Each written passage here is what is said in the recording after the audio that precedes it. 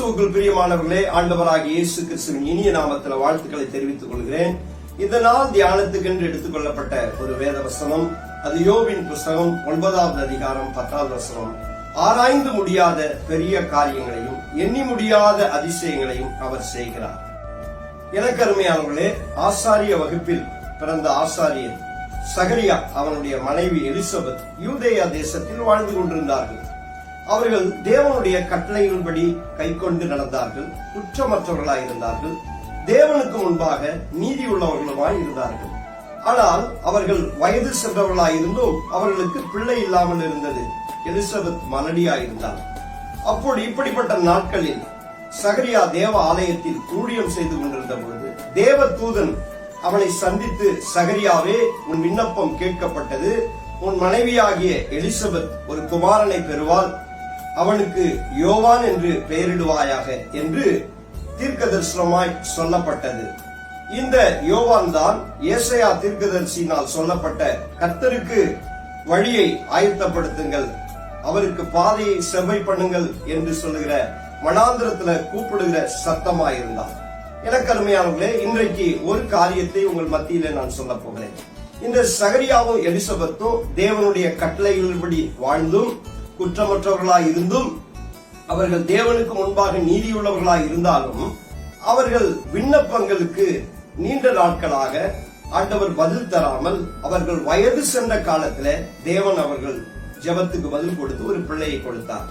எனக்கு அருமையானவர்களே, நமக்கு ஏற்படுகிற கேள்வி என்ன என்றால், ஏன் சகரியாவுக்கும் எலிசபெத்துக்கும் தேவன் உடனே வாலிப நாட்களிலே அவர்களுக்கு ஒரு பிள்ளையை தரவில்லை, ஏன் என்று சொல்லி நாம் ஒரு கேள்வியை எழுப்பலாம். எனக்கு அருமையானவர்களே, இங்குதான் தேவனுடைய அனாதி ஆராய்ந்து முடியாத எண்ணி முடியாத அதிசயங்களை நாம் பார்க்க முடியும். இந்த யோவான் தீர்க்க தரிசனத்தின்படி பிறந்தவன்.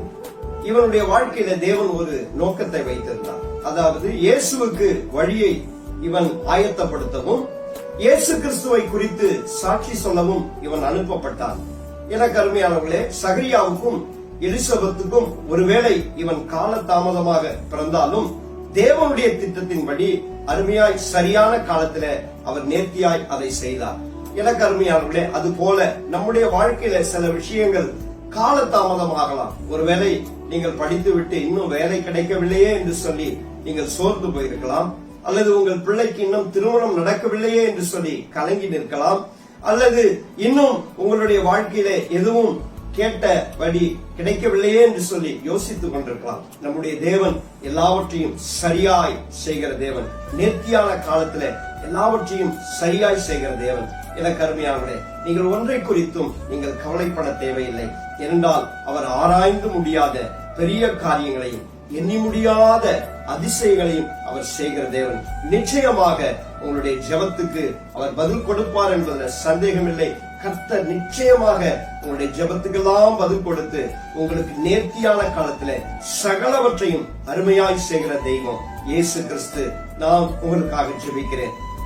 எங்களை அதிகமாய் நேசிக்கிற நல்ல பிதாவே, இன்றைக்கு ஆண்டவரே, அப்பா, உம்முடைய பிள்ளைகள் கர்த்தாவே கண்ணீரோடு உம்முடைய சமூகத்துல என் வாழ்க்கையில இன்னும் அற்புதம் நடக்கவில்லையே என்று சொல்லி கலங்கி நிற்கிற இவர்களுக்கு ஒரு அற்புதத்தை நீ உம்முடைய ஞானத்தினாலே, உம்முடைய கிருபையினாலே, உம்முடைய வல்லமையினாலே நீ செய்யும்படி நாங்கள் ஜெபம் பண்ணுகிறோம். உம்முடைய பிள்ளைகளை ஆசீர்வதியும். அவர்கள் கேட்டதை, ஆண்டவருடைய விருப்பத்தை நீ நிறைவேற்றும்படி நாங்கள் ஜெபிக்கிறோம். அப்பா, இயேசுவின் நாமத்தில் ஜெபிக்கிறோம் நல்ல பிதாவே, ஆமென்.